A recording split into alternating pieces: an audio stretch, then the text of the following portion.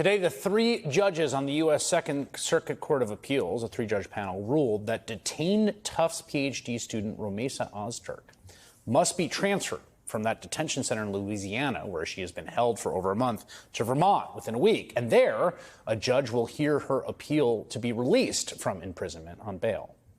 Ozturk, a legal resident on a student visa, was snatched off the street by plainclothes immigration agents earlier this year. You're seeing it happen now. She's currently being imprisoned for her protected free speech, seemingly after she wrote an op-ed in her school paper last year at Tufts, where she studies, that was critical of Israel's war on Gaza and Tufts' response to student protests. This is part of an authoritarian attempt to criminalize thought, criminalize political speech, and protest in this country. The Trump administration is attempting to use the full force of the government to punish those who disagree with its support for Israel's war. We have seen the state weaponized in new ways against legal immigrants like Ozturk and Mahmoud Khalil and others. But the federal government is also cracking down on U.S. citizens, putting enormous pressure on universities, both public and private, where some of the most organized and active protests surrounding Gaza have formed. As we speak, you see there, dozens of students at Columbia University are occupying the school's main library, for example. There are NYPD officers on the scene. Mayor Eric Adams, who has aligned himself closely with President Trump, called the protest unacceptable.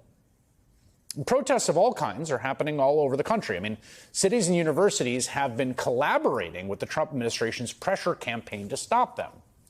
NYU, for example, tried to bar more than 30 pro-Palestinian students from taking their final exams if they did not renounce their rights to protest first. They later walked that back amid public pressure.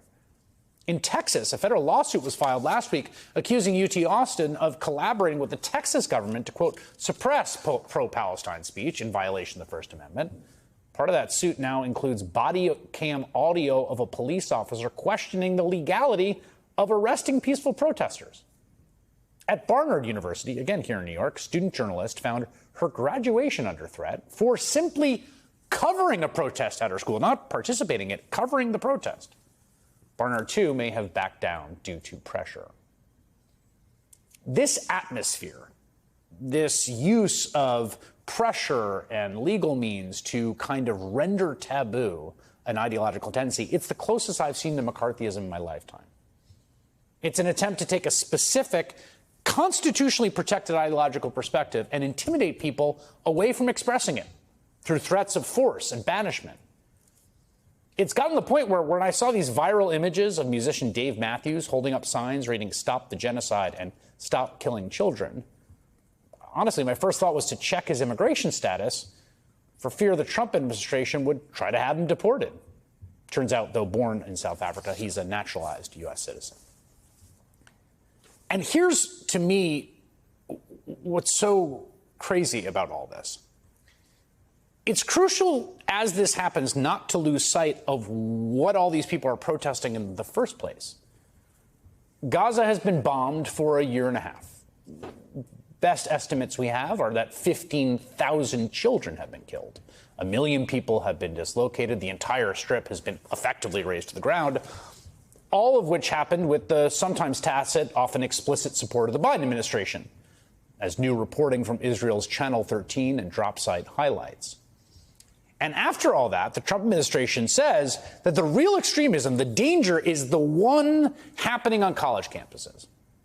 And now, just this week, Israeli Prime Minister Benjamin Netanyahu is announcing moving on to the newest phase of his plan, which, at least as reported and as communicated by ministers in his own government, appears to be to bring about an ethnic cleansing in Gaza. Both the United Nations and the Israeli human rights group B'Tselem have said that ethnic cleansing there is already underway. Netanyahu is openly promising to destroy everything in Gaza, although almost everything is destroyed, to make life there so miserable that 2 million Palestinians will be forced to flee. The hopes for the return of remaining Israeli hostages being held by Hamas almost certainly extinguished. Here is Israel's finance minister, Bezalel Smotrich, just yesterday. אז אמרתי עוד פעם, עזה חרבה לחלוטין, אגב, פשוט מכיוון שהיא כולה תשתית טרור אחת גדולה מעל ומתחת לפני הקרקע, פשוט חרבה לחלוטין. אמרתי, אזרחיה מרוכזים מציר מורג ודרומה במרחב הומניטרי שאין בו חמאס ואין בו טרור, ואגב משם הם מתחילים לצאת במספרים גדולים מאוד למדינות שלישיות. זה אירוע שישנה את המציאות, את ההיסטוריה של מדינת ישראל עשרות שנים קדימה. אנחנו חייבים להשקיע בו הרבה יותר, זה בעיקר אירוע מדיני מול ארצות הברית, לקבל את אותן מדינות שלישיות. יש שיח טוב שמתקדם מול אותן המדינות, זה צריך להיות עוד הרבה יותר משמעותי, אבל שוב, אין חמאס כישות מתפקדת, לא צבאית ולא אזרחית, חטופינו בעזרת השם חזרו לביתם. צה"ל ממשיך עוד לטהר ולהפוך כל אבן ולהשמיד תשתיות. האזרחים העזתים מרוכזים בדרום, מיואשים לחלוטין, מבינים שאין שם תוחלת ואין מה לחפש בעזה, ומחפשים רילוקיישן להתחיל חיים חדשים במקומות אחרים. Now, Smotrich is not the only member of Netanyahu's government openly saying stuff like this. Times of Israel quotes National Security Minister Itamar Ben-Gvir saying Gaza must endure hell, and hell also means bombing all the aid depots that Hamas holds, as well as halting the supply of electricity and water. Doing so will cause mass starvation of Hamas terrorists and their supporters in the Gaza Strip, and will allow us to return to war with tremendous force when Hamas terrorists are weak and exhausted without any significant ability to fight back, and we can crush them without difficulty. Just today, Chef Jose Andres' World Central Kitchen wrote an alarming dispatch. Quote, after serving more than 130 million total meals and 26 million loaves of bread over the past 18 months, World Central Kitchen no longer has the supplies to cook meals or bake bread in Gaza. Food and aid have not entered Gaza in more than 2 months. Now, instead of opposing any of that, our government is enabling it. The Trump administration, in fact, is apparently involved in negotiating conversations about what countries will take the Palestinians forced to flee from the desperation, engaging in the facilitation of what would essentially amount to mass population transfers. And that's a phrase that rightly recalls some of the worst episodes in human history.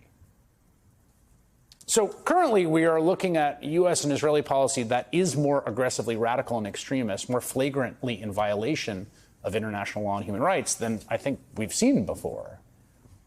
But if you point that out, or you hold up a sign, or you protest, or you write a student op-ed on campus, the Trump administration may try to label you a terrorist, an enemy of the state, and have you removed from the country or put into detention for months. Meanwhile, too many top figures in the Democratic Party have effectively abdicated their leadership on this issue. So what exactly are young Americans who, as almost every poll shows, have increasingly soured on Israeli policy in Gaza, what are they supposed to do exactly? Should students shut up and pretend that their government isn't abetting mass civilian death and population transfer? I don't think that's going to happen. I can tell you this. No amount of repression and bullying is going to successfully stamp out the movement against this ongoing carnage. If history is any indication, it is just as likely to make the movement stronger.